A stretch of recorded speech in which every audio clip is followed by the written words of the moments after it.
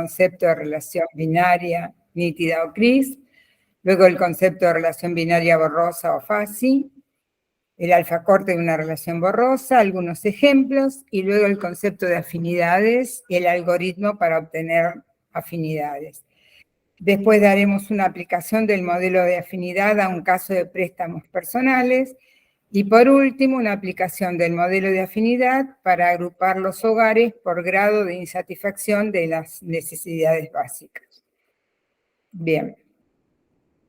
Bueno, el doctor Gilaluja, en 99, en uno de sus libros, escribió que relación es todo tipo de asociación capaz de poner en evidencia el nivel de conexión existente entre objetos físicos o mentales pertenecientes a un mismo conjunto o entre objetos de distintos conjuntos.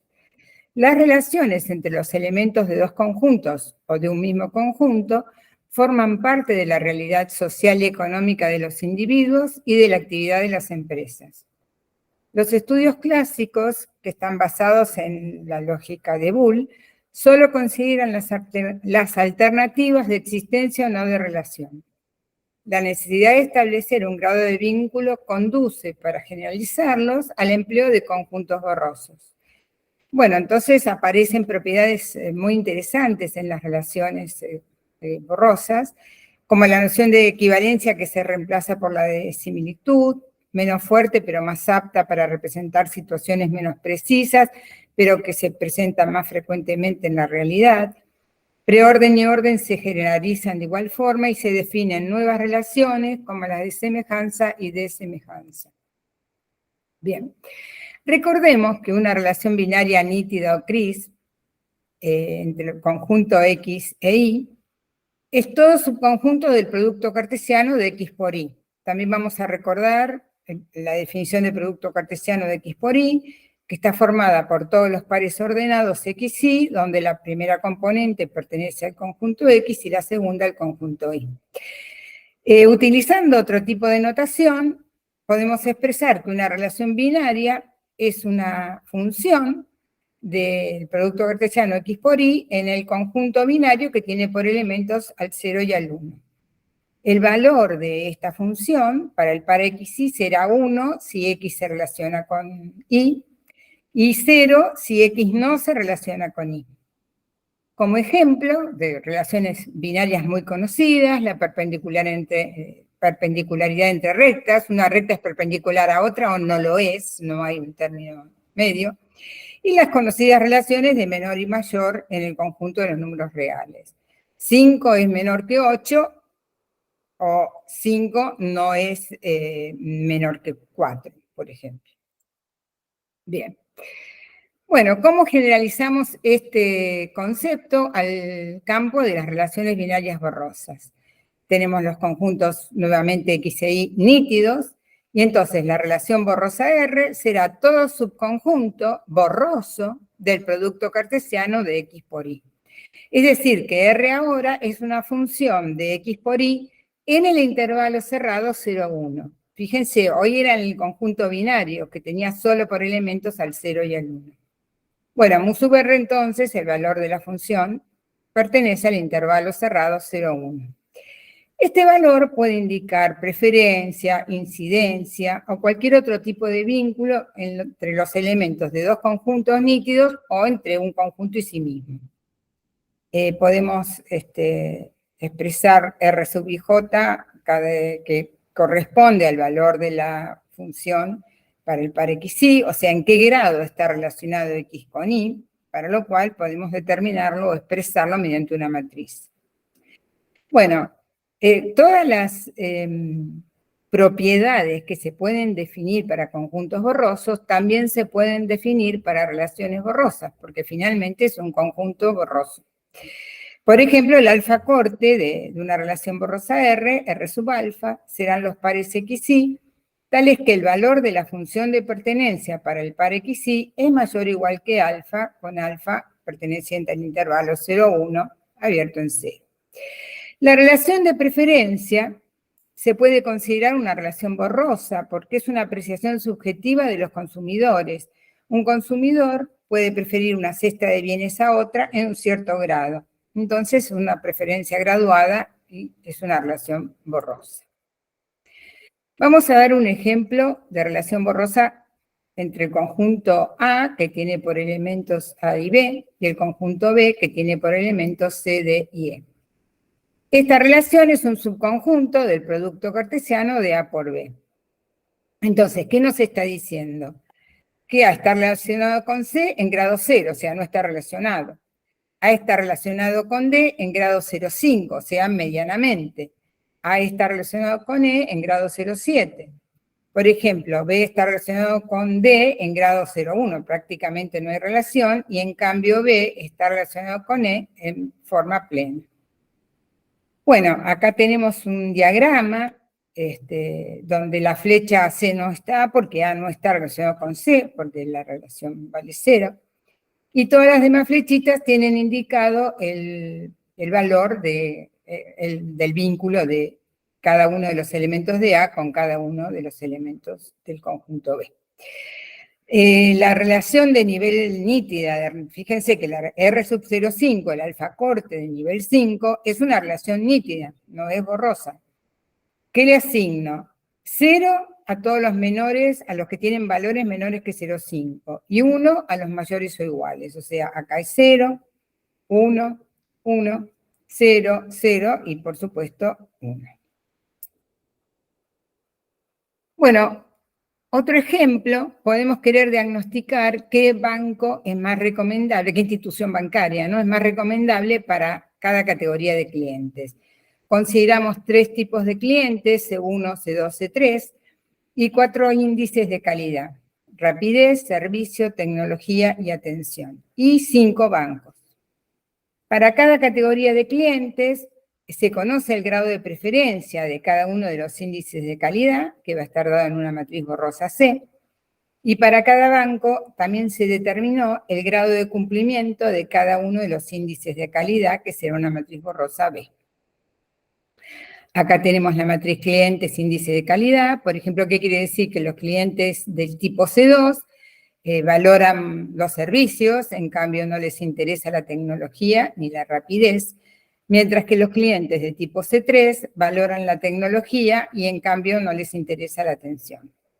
A su vez, acá tenemos una matriz de índices de calidad bancos y nos está indicando en qué grado cumplen esos índices de calidad los diferentes bancos. Por ejemplo, para el Banco Nacional la atención es muy importante, se cumple en grado 0,9, pero no así para el americano. Mientras que el americano tiene alta tecnología. Bueno, hemos utilizado un sistema en decadario, 0, 0,1, 0,2, etcétera, de 11 valores. Si nosotros hiciéramos una operación de composición entre la matriz C y la B, podríamos obtener una matriz de clientes bancos, y de ahí tendríamos en qué grado podemos recomendar a cada cliente, esto para una consultora, por ejemplo, con qué grado podríamos recomendar a cada banco. Ajo, ¿seguís vos? Sí, acá estoy, estaba silenciada. Bueno, ahora voy a hablar un poco de variables lingüísticas. Una variable lingüística es aquella cuyos valores son palabras u oraciones del lenguaje natural o del lenguaje artificial, ¿sí? Fue introducido por Sade, este concepto, en el año 1975.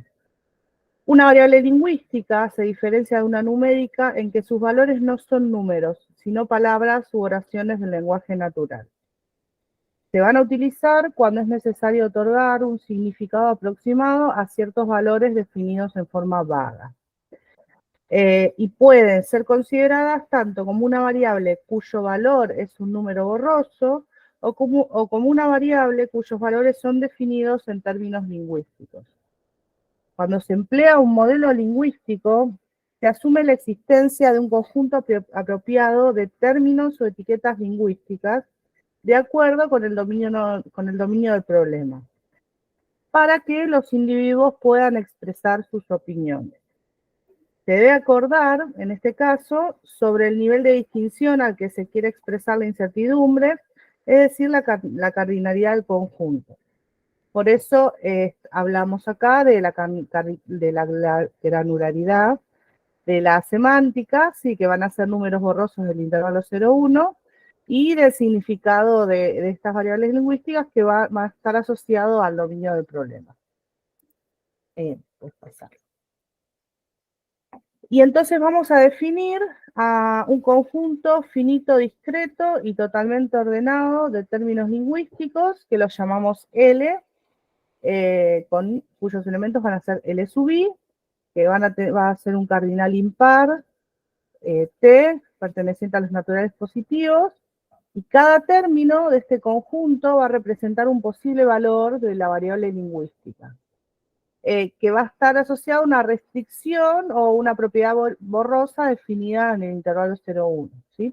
Las características de este conjunto L es que es ordenado y que va a existir un operador de negación, ¿sí? Para cada término. Por ejemplo, un conjunto de términos para estimar el riesgo de una inversión podría ser muy bajo, bajo, medio, alto, muy alto, ¿sí? Entonces ahora vamos a ver algunos ejemplos donde representamos relaciones con con modelos lingüísticos, ¿sí? Este ejemplo es como la base de un trabajo que hicimos hace un tiempo, ¿sí? Que trata sobre un productor agropecuario de la provincia de Buenos Aires, en Argentina, que posee un campo con aptitud agrícola y va a seleccionar un único cultivo para ese año entre diferentes opciones. Va a tener en cuenta diferentes criterios de decisión, rotación deseable, y no considera explotación ganadera o mixta en este caso, ¿no? En este ejemplo. Dado el periodo y la zona, va a haber 5 alternativas posibles: soja, trigo, maíz, girasol y papa. Y los criterios para tomar esta decisión que propusieron los expertos fueron el riesgo climático, la tendencia a la baja del precio futuro, el rinde de la región. Esta variable es numérica, pero la vamos a expresar en términos lingüísticos, ¿sí? Acotados por valores máximos y mínimos del país. El cuarto criterio sería costos impositivos, y el quinto riesgo de producción, y el sexto rentabilidad. A partir de ahí armamos una matriz de valoraciones lingüísticas, ¿sí? En el cual empleamos este conjunto S de 7 términos lingüísticos: nulo, muy bajo, bajo, medio, alto, muy alto, absoluto, ¿sí? Los expertos expresaron la evaluación de cada cultivo considerado con respecto a cada uno de los criterios mediante una etiqueta del conjunto S. Fíjense que, a diferencia de los ejemplos que mostró Luisa, acá el experto va a evaluar usando una palabra, ¿sí? Que en algunos problemas puede ser más apropiado, ¿sí? Entonces, por ejemplo, si miramos el cultivo maíz, vemos que tiene una evaluación muy alta en términos de riesgo climático, una evaluación muy baja en términos de tendencia a la baja de precio futuro, o sea, no es esperable que se baje, una evaluación muy alta de rinde, o sea, es una región donde el maíz tiene alto rinde, muy alto rinde, tiene medios costos impositivos, muy alto riesgo de producción y muy alta rentabilidad, ¿sí? Esta matriz de valoraciones luego la utilizamos para un criterio de decisión donde, nada, respondíamos la consulta del productor, ¿sí? Otro ejemplo podría ser de una empresa constructora, ¿sí? Que ha adquirido un terreno en condiciones favorables, o sea, ha tenido una oportunidad de negocio, ¿sí? Y va a seleccionar entre diferentes opciones de construcción la más conveniente, ¿sí? Entonces, tiene 5 alternativas de opciones de construcción, teniendo en cuenta las dimensiones del terreno y la ubicación. Sería o construir unos dúplex, hacer un edificio de propiedad horizontal, hacer unas cocheras, construir locales comerciales o realizar una única vivienda unifamiliar, ¿sí? Para tomar la decisión se utilizaron los siguientes criterios, ¿sí? la demanda inmobiliaria en la zona, el tiempo de recupero del capital, el costo de construcción, la facilidad de venta, la capacidad del sector demandante, o sea, las posibilidades que va a tener de adquirir este inmueble, y el riesgo de la inversión, ¿sí? Y entonces, bueno, las 5 opciones están sintetizadas en el conjunto A, los 5 criterios en el conjunto C, y entonces la matriz de evaluaciones, bueno, tendría esta forma, considerando las evaluaciones realizadas por expertos del sector, ¿sí? Por ejemplo, si pensamos en los locales comerciales, a sub 4, tenemos baja demanda inmobiliaria, muy baja demanda inmobiliaria en la zona, es decir, que no es una zona comercial, muy alto tiempo de recupero del capital, bajo costo de construcción, ¿sí? Muy baja facilidad de venta, o sea, va a ser muy difícil venderla, alta capacidad del sector demandante, o sea, las personas que podrían demandar locales comerciales, tienen alta capacidad y alto riesgo de la inversión, ¿sí? De nuevo, esta matriz luego se va a utilizar en algún modelo de toma de decisión. Bueno, agrupar en forma homogénea elementos de un conjunto que cumplen ciertas características en distinto grado es un problema que se presenta en numerosos casos. La noción de afinidad surge a partir de la necesidad de poder abordar el estudio de relaciones representadas a través de matrices rectangulares que permiten vincular los elementos de un conjunto con los de otro. Gilaluja define las afinidades como agrupaciones homogéneas a determinados niveles, estructuradas ordenadamente, que ligan elementos de dos conjuntos de distinta naturaleza, relacionados por la propia esencia de los fenómenos que representan. La teoría de las afinidades tiene su origen en el trabajo de Kauffmann y Gilaluja, de un congreso en Alemania en el año 91. Bueno. Disponemos de un algoritmo para la obtención de afinidades, que podemos hacerlo en forma manual. Tenemos la relación R de X en Y. Lo primero que tenemos que hacer es establecer un grado mínimo a partir del cual se va a considerar la existencia de afinidad para cada característica.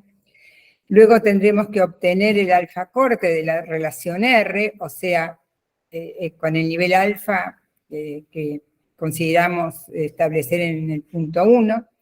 Luego tendremos que elegir entre X e Y el conjunto que posea menor cardinal, y a ese conjunto, supongamos que fuera X, calcular el conjunto potencia o power set, que es el conjunto de todos los conjuntos. Vamos a hacer corresponder a cada elemento del power set, que va a tener 2 a la n elementos, aquellos elementos del segundo conjunto de Y con los que está relacionado a nivel mayor o igual que el seleccionado. Esto lo llamamos conexión a la derecha.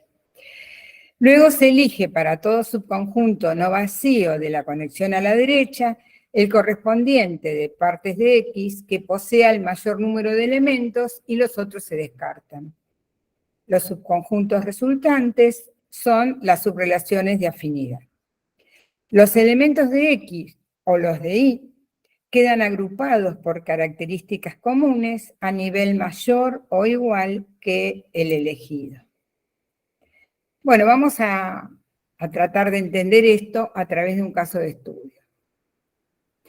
Se considera una entidad financiera que desea lanzar al mercado una nueva línea de préstamos personales, para lo cual encara un estudio para clasificar los préstamos vigentes. Se consultaron varias entidades y se seleccionaron 10 opciones, que es el conjunto P de 10 préstamos diferentes. Y también se seleccionaron 4 características. C1, costo financiero total; C2, plazo máximo de devolución; C3, sueldo mínimo aceptado; y C4, monto máximo que se puede otorgar. Para facilitar el análisis de los préstamos, vamos a agruparlos por afinidad. Los expertos evaluaron las características de los préstamos de acuerdo con su nivel de adecuación a las necesidades de los potenciales clientes en base a una consulta realizada a los mismos mediante la técnica de focus group. Este fue un trabajo de campo que realmente hicimos. La información para la evaluación se obtuvo de las páginas web de los bancos consultados. Se emplearon valores del intervalo 0,1 y la correspondencia semántica de esta tabla indica el nivel de adecuación a las necesidades de los potenciales clientes. Por ejemplo, de 0,9 a 1 quiere decir que la adecuación es muy alta, 0,8 a 0,9 es alta, 0,5 a 0,6 regular, etcétera, así en cada caso. Y por supuesto 0 a 1 absolutamente baja. Bueno, cada producto va a estar descrito por el subconjunto borroso del referencial C, de las 4 características, según el nivel de adecuación a las necesidades de los clientes, y esto nos permitirá construir esta relación borrosa. Por ejemplo, este valor 0,82 quiere decir que el préstamo 3 se adecua mucho a la necesidad o a los requerimientos de los clientes. Este 0,92 quiere decir que es muy alta la adecuación del préstamo 7 al costo financiero. Y en cambio, el préstamo 9, 0,26, quiere decir que es bajo. Siempre nos estamos refiriendo a la característica 1, que es el costo financiero. Bueno, y así en cada caso. Bueno, se fija para hallar las afinidades el nivel 0,8, para lo cual consideramos 0, volvemos para atrás, 0 si es menor que 0,8 y 1 si es mayor que 0,8, mayor o igual que 0,8. Entonces tenemos esta matriz. Esta, fíjense que es una matriz booleana, una matriz nítida. Bueno, y vamos a elegir el conjunto C para hallar partes de C, porque tiene menos elementos que el conjunto P, que tiene 10 elementos. Bueno, entonces acá tenemos partes de C, que tiene 2 a la cuarta, o sea, 16 subconjuntos, descartamos el vacío, y luego hacemos las correspondencias con P, o sea, hallamos la conexión a la derecha. Fíjense qué quiere decir esto. Que, por ejemplo, fíjense, P sub 1 se relaciona con C1, C3, C4, pero lo estamos haciendo al revés. Entonces C1 está con P7 y P8. C1 y C2, solo P8. C1, C2 y C3 también tienen P8. ¿Se entiende esto? Quiere decir que C sub 1 está relacionado a nivel 0,8, mayor o igual que 0,8, con P3, P7, P8. Bueno, ahora entonces vamos a empezar a seleccionar las subrelaciones de afinidad. Fíjense, dijimos que tenemos que buscar para la conexión a la derecha el subconjunto de partes de C que tenga más elementos. Acá P3, P7, P8 tiene un elemento. Buscamos. Si obtenemos otro P3, P7, P8 no hay. Entonces, esta ya es una subrelación de afinidad. Acá tenemos P1, P8, P9, con un elemento del conjunto C. P1, P8, P9, acá tiene 2 elementos y no aparece otra vez. Entonces, esto lo descartamos y la subrelación de afinidad es esta. Ya tenemos 2 relaciones de afinidad. Bueno, veamos ahora. P1, P2, P3, P8, P10 tiene un solo elemento a la izquierda, mientras que acá, P1, P2, P3, P8, P10, hay 2 elementos y no aparece otro conjunto con estos 4, de estos 5. Entonces, se descarta la que tiene un elemento y la que tiene 2 elementos pasa a ser la tercera subrelación de afinidad. Bueno, en este caso es el único subconjunto a la derecha, de la conexión a la derecha, que tiene todos estos elementos. Por lo tanto, ya es una subrelación de afinidad. Veamos acá. P8 tiene 2 elementos. P8 tiene 3 elementos. P8 tiene 3 elementos a la izquierda. Y P8 tiene 4 elementos a la izquierda. Entonces, descartamos el que tiene 2. Descartamos el que tiene 3. Descartamos el otro que tiene 3. Y finalmente esta es la subrelación de afinidad. Tomemos P3, P8. P3, P8, fíjense, este tiene 2 y este tiene 3. Por lo tanto, descartamos el que tiene 2, el otro que tiene 2, y la subrelación es el que corresponde a 3 elementos a la izquierda. Por último, nos queda P1, P8, que en este caso tiene 2 elementos a su izquierda, y en cambio en este otro caso tiene 3 elementos. Si ustedes se fijan, estos conjuntos, P1, P8, acá estoy, C2, C3, este subconjunto de C está incluido en este otro, o sea, hay una inclusión en los conjuntos que vamos descartando. Entonces, descartamos este y nos quedamos con el que tiene mayor cantidad de elementos. Y ahora tenemos 1, 2, 3, 4, 5, 6, 7 subrelaciones de afinidad, que ahora las vamos a mostrar. Fíjense, estas son las 7 subrelaciones. ¿Qué quiere decir? Que C3 y C4 están relacionados con estos 5 préstamos a grado mayor o igual que 0,8. Y así en cada caso. Por ejemplo, C1 está relacionado con P3, P7, P8 con grado mayor o igual que 0,8. Y así en las 7 subrelaciones. Bueno, ¿qué quiere decir esto? ¿Qué significa? Que todos los préstamos, fíjense acá, lo único que falta es P sub 7. Menos P sub 7 cumplen con la condición de la característica de monto máximo requerido por los clientes. Que los préstamos 1, 2, 3, 8 y 10 cumplen con las características de sueldo mínimo y monto máximo al nivel mayor o igual que 0,8. P3, P7 y P8 tienen costo financiero total, que sería este caso, con grado mayor que 0,8. P1, P8 y P9 cumplen con las características plazo máximo de devolución y monto máximo a nivel mayor o igual que 0,8. P1, P8 cumplen todas las características menos costo financiero total. P3 y P8 cumplen todas menos plazo máximo de devolución. Y P8 cumple con todas las características, con las 4 características.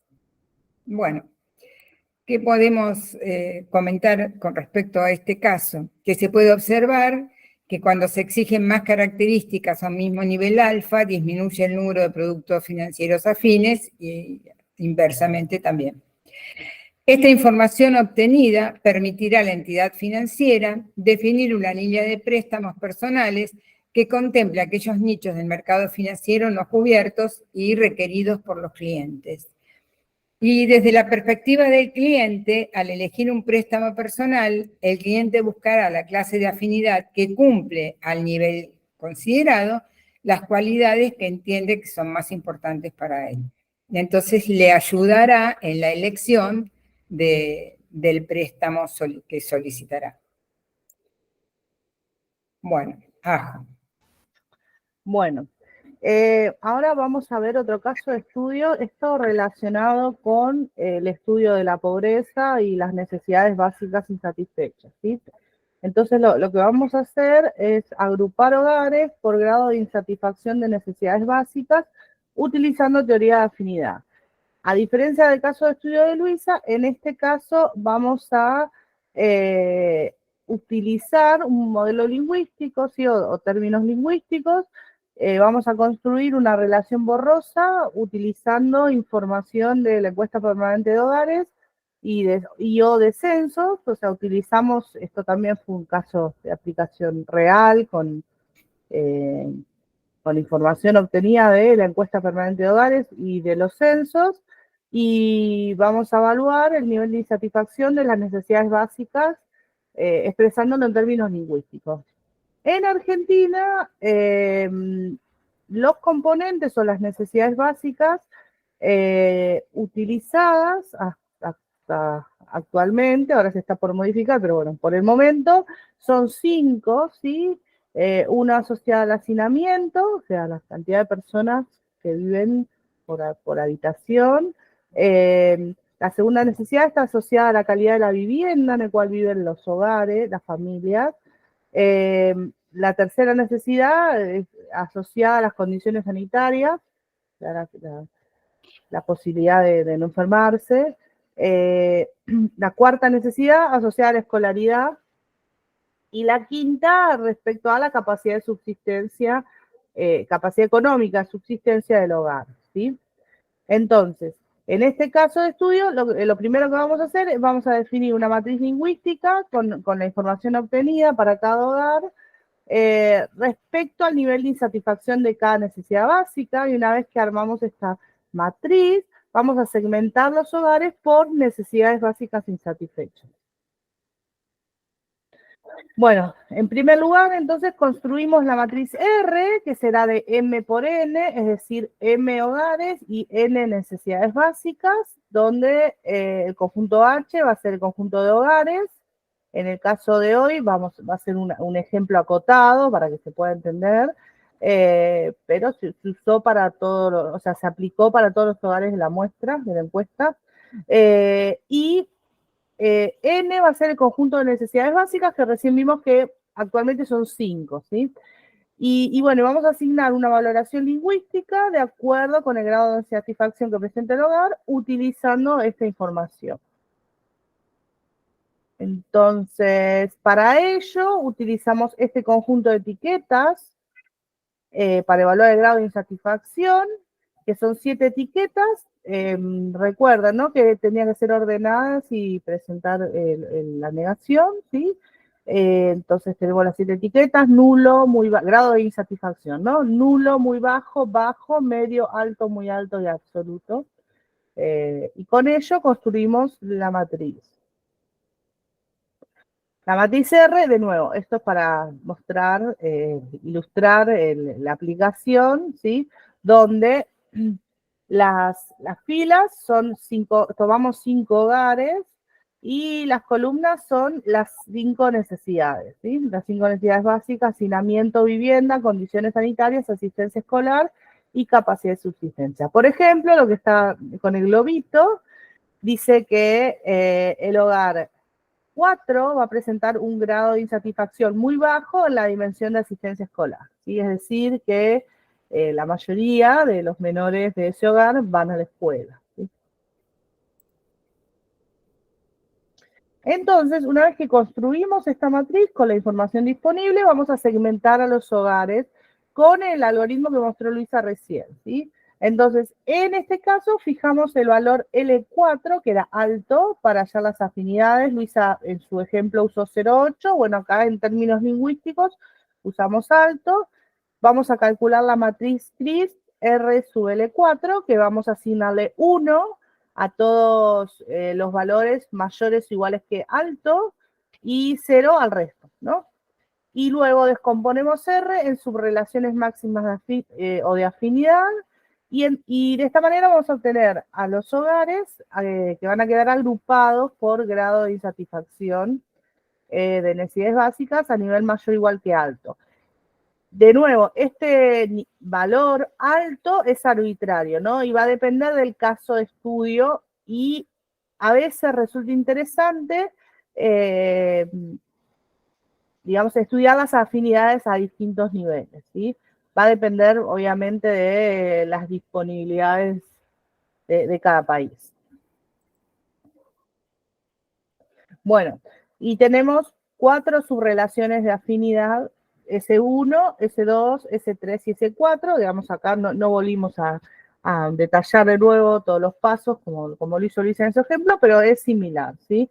La única diferencia es que acá, bueno, aparecen palabras porque utilizamos variables lingüísticas, ¿no? En vez de números van a aparecer palabras. Entonces, ¿qué va a representar esto o qué va a significar esto? Próxima diapositiva, sí. Es que el hogar 1 va a tener las necesidades de vivienda, condiciones sanitarias y capacidad de subsistencia a un nivel mayor o igual que alto.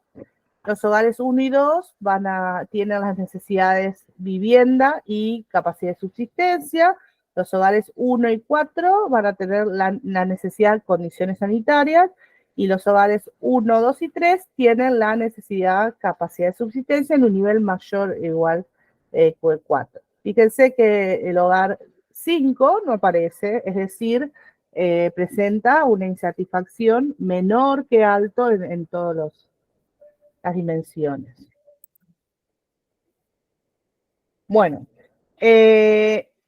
¿para qué se utilizó esta aplicación? Digamos, en el seminario de hoy, la idea era mostrar ejemplos, para no ir tanto por las ramas, ¿sí? Primero, para agrupar los hogares por necesidades básicas, ¿sí? O insatisfacción de necesidades básicas. Y el paso siguiente, podríamos cuantificar la incidencia de determinadas políticas públicas en el alivio de cada una de las necesidades básicas. Entonces, podríamos armar una matriz, una nueva matriz, que va a ser necesidades básicas y políticas públicas. Es decir, una matriz que muestre, de nuevo, relaciones borrosas, expresadas, podría ser en términos lingüísticos o no, ¿sí?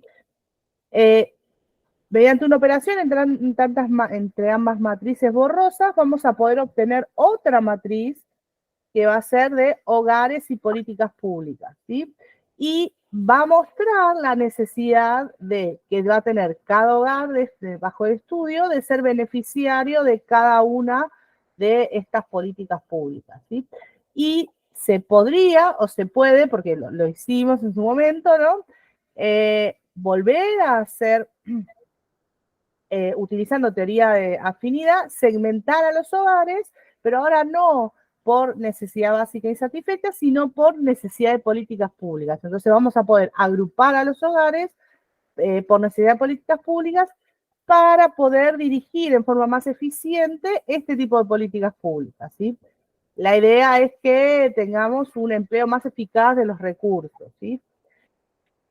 Si el análisis de afinidad se realizara a un nivel menor que el que habíamos elegido, que era alto, obviamente vamos a encontrar mayor cantidad de hogares demandantes de estas políticas o mayor cantidad de hogares con necesidades básicas insatisfechas, ¿sí?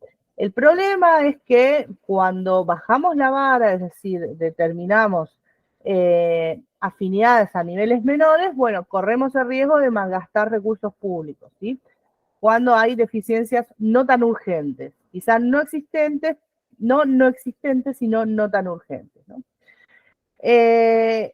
También nosotros cuando construimos esta matriz necesidades básicas políticas públicas, utilizamos información de expertos, pero obviamente quizá lo interesante sería que esa matriz vaya mutando de acuerdo a las políticas públicas disponibles o a realizar estudios de mayor alcance respecto al impacto de cada uno de los planes que afectan al alivio de cada necesidad, ¿sí?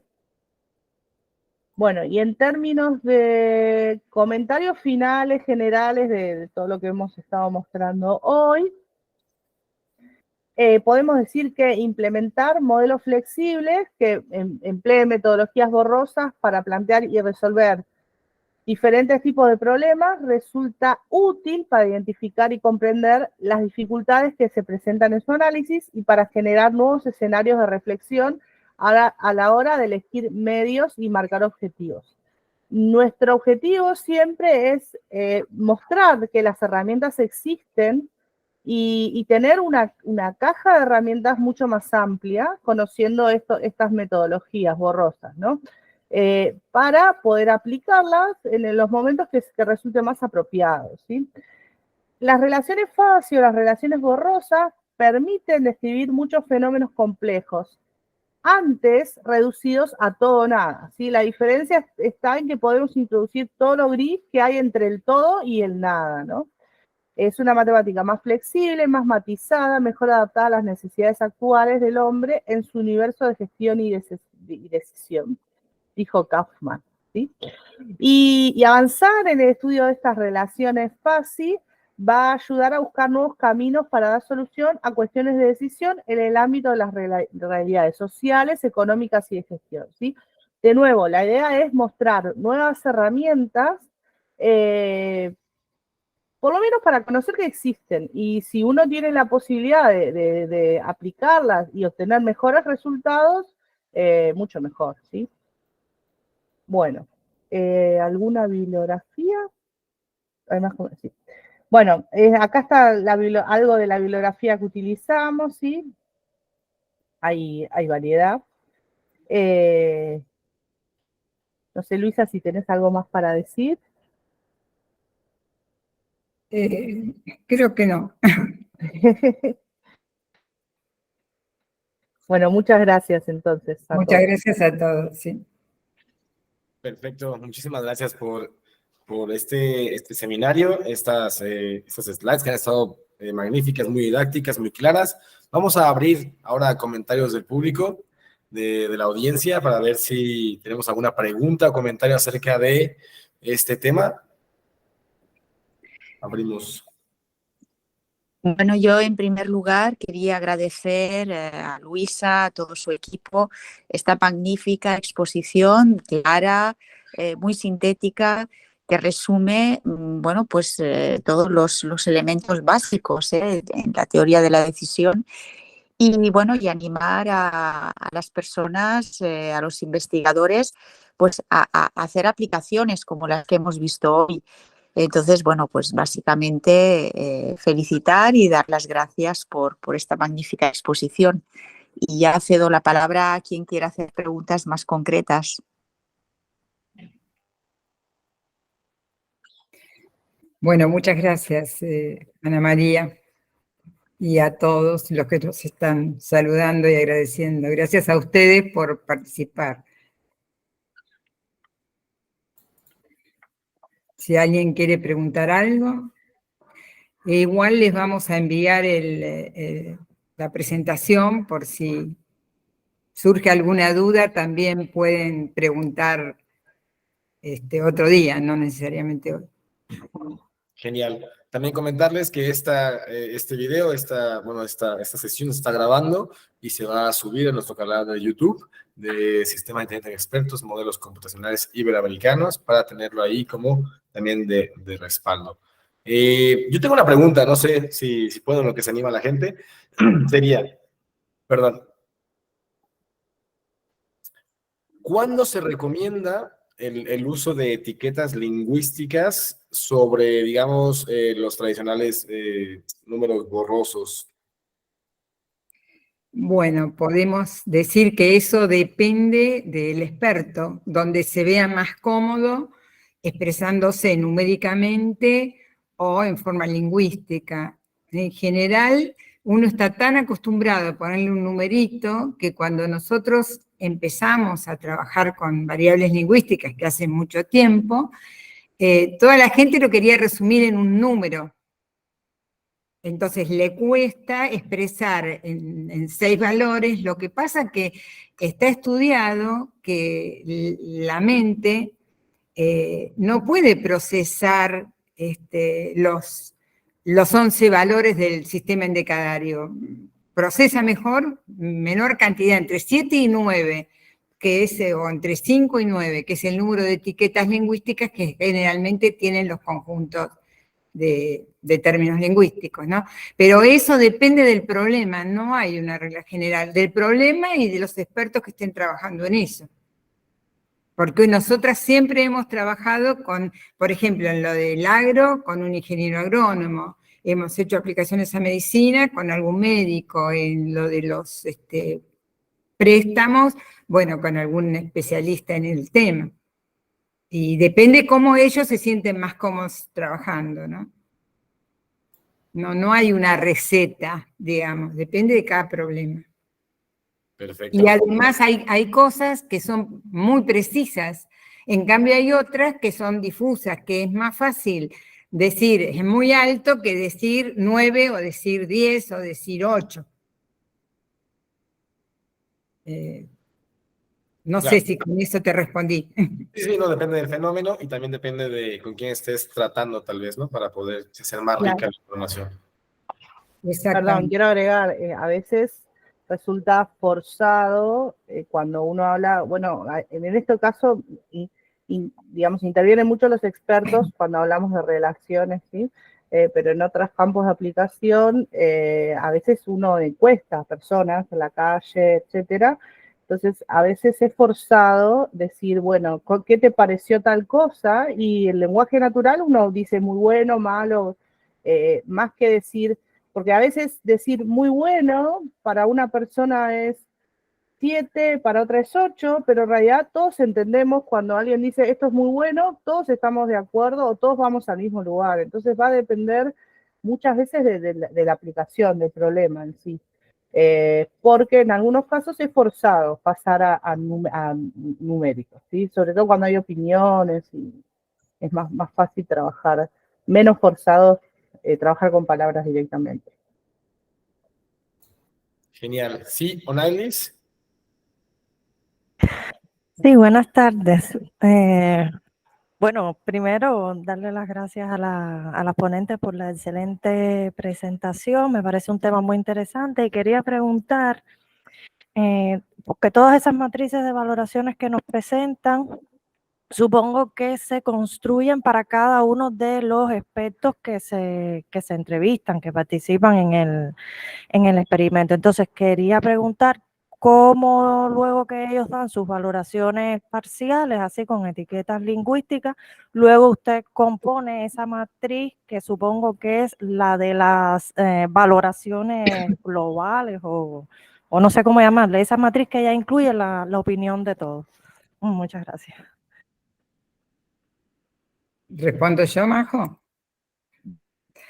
Bueno, depende del caso, porque si las etiquetas lingüísticas están asociadas con un número borroso, como dijo hoy Majo, del intervalo 0,1, se puede hallar un promedio o alguna medida representativa de la mayoría de todas las valoraciones encontradas, porque para cada una de esas etiquetas tiene asociado un número borroso. Entonces uno podría hallar un promedio y luego aproximar a la etiqueta más cercana.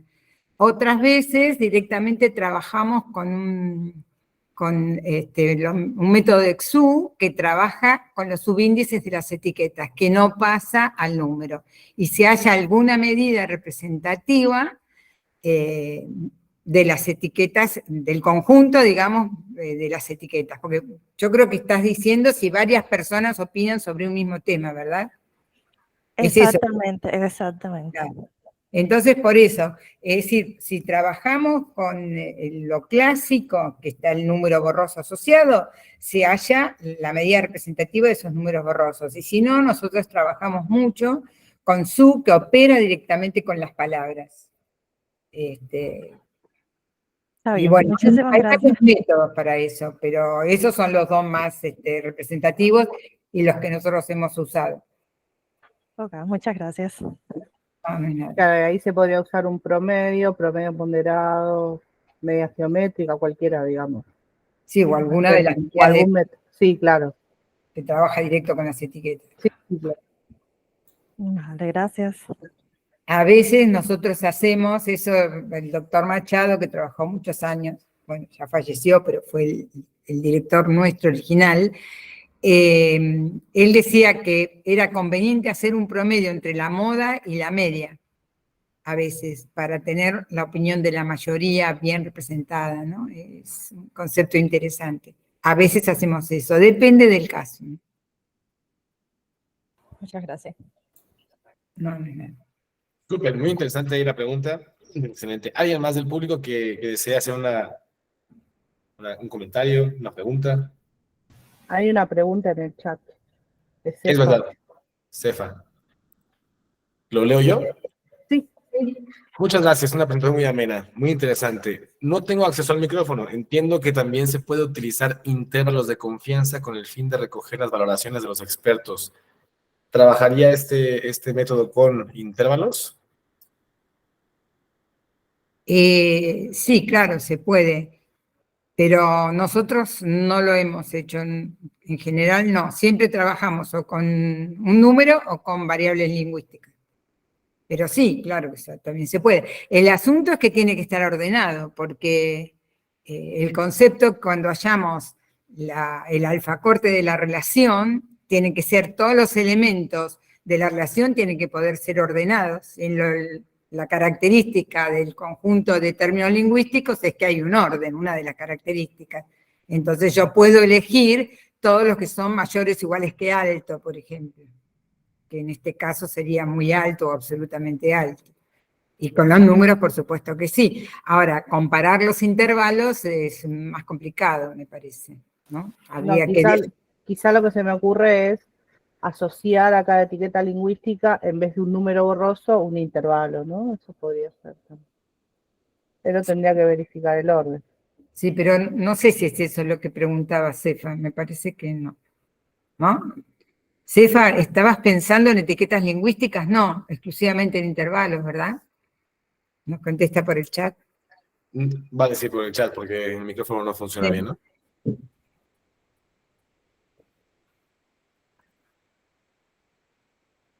No.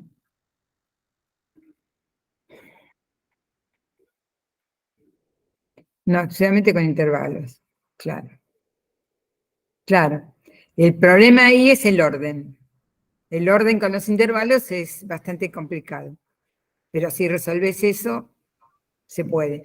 Nosotros hemos hecho afinidad y recuperación de efectos olvidados, matices de incidencia, con variables lingüísticas, sin problema. ¿Por qué? Porque hay orden. Esa es una condición importante. Genial. Yo tengo otra pregunta que es un poco también técnica tal vez. Los alfacortes. Aquí en esa técnica, en el algoritmo, se designa un alfacorte para hacer, bueno, los siguientes pasos. Se puede hacer, es un alfacorte general, digamos, ¿no? ¿Se podría hacer un alfacorte por criterio?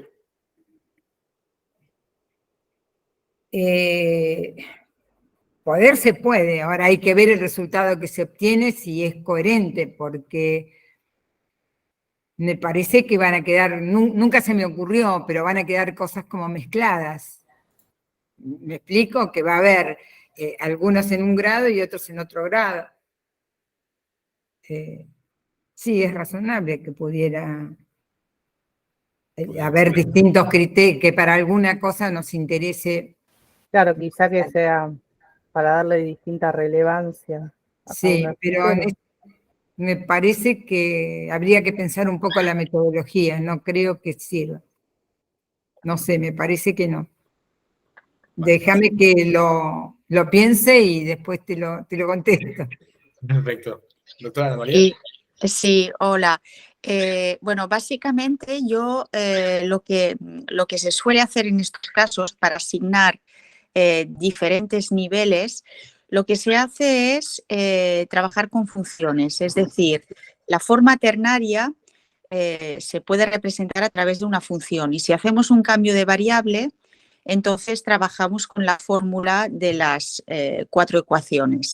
Es decir, supongamos, partimos de los números borrosos triangulares, el hecho de ser un número borroso triangular, esto presupone que entre el extremo inferior y el máximo de presunción existe una recta, es decir, la variable se mueve de forma proporcional y entre el máximo de presunción y el extremo superior entendemos la existencia de una recta. Esto es una simplificación, de hecho podría existir para cualquier otro tipo de función, pero la recta es suficientemente representativa.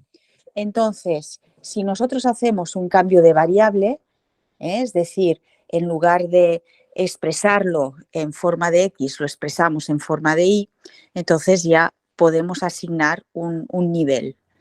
O sea, esto es un poco la transformación lineal de la expresión de un número borroso triangular. Esto es una solución que se suele adoptar. Es decir, presuponer que la variable entre el extremo inferior, el máximo de presunción, y entre el máximo de presunción y el extremo superior, pues sigue una determinada función. Entonces ya cuando ya tienes la función bueno, pues expresada con una X y una Y, unas abscisas y unas ordenadas, pues a partir de ahí se van estableciendo niveles. Este es un poco el funcionamiento si realmente se quieren establecer niveles en la función característica de pertenencia. Bueno, pues esto era un poco el comentario y no sé si he respondido a la pregunta de alguien. Genial, sí, sí. Bueno, brinda muchas ideas también para continuar. Mm. Perfecto. Bueno, ¿alguien más que tenga una pregunta, un comentario?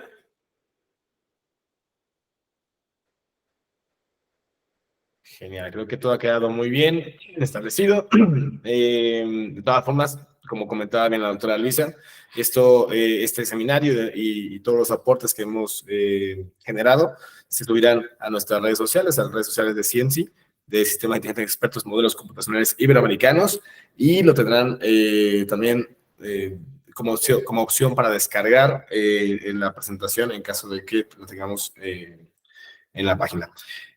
Si más por el momento, pues agradecer a la doctora Luisa de nuevo y a la doctora María José Fernández por todo su tiempo y por estas filminas que han sido muy ilustrativas. Así que bueno, ¿algo más que les gustaría agregar? Luisa, María José. No, volver a agradecer a todos los que pudieron participar hoy. Así que Sí, por su interés y su atención a nuestra presentación, y que cualquier duda que tengan o que les surja, pueden consultarnos. Muchísimas gracias por vuestro interés, por vuestra presentación, por vuestras investigaciones que aportan mucho valor a lo que estamos haciendo. Bueno, muchas gracias a todos, en especial pues a la doctora María José, a la doctora Luisa, y bueno, por mi parte pues bueno, un saludo a todo el mundo. Gracias por haber estado aquí, haberse conectado, y bueno, vamos a seguir. Excelente. Muchas gracias. Hasta la próxima. hasta la próxima. Muchas gracias. Hasta la Adiós. próxima. Adiós.